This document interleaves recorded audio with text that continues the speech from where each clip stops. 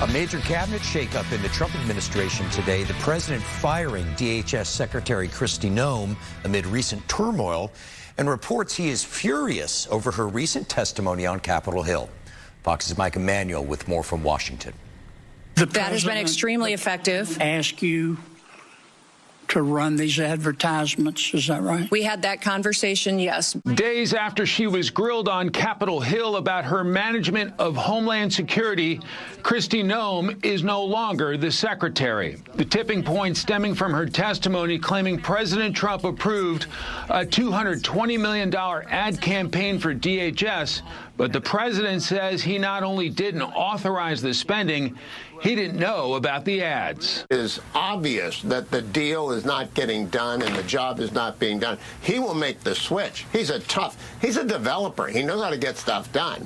And he's in the middle of a war, and he really cannot allow his administration to be taken off course by sideshows like this. The former South Dakota congresswoman and governor has led DHS since President Trump began his second term. Her tenure marked by 2 deadly Minnesota shootings, a closed border immigration policy, and the seizure of millions of pounds of illegal drugs. The safety and security of the American public is too important for this. Somebody needs to be in the position as Secretary of Homeland Security to do the work without the distractions. And that somebody is Oklahoma Senator Markwayne Mullin, who's been tapped to take Noem's place. It's just, pretty humbling when you start thinking about it. A little kid from Westville, Oklahoma, gets to serve in the president's cabinet. That's pretty neat.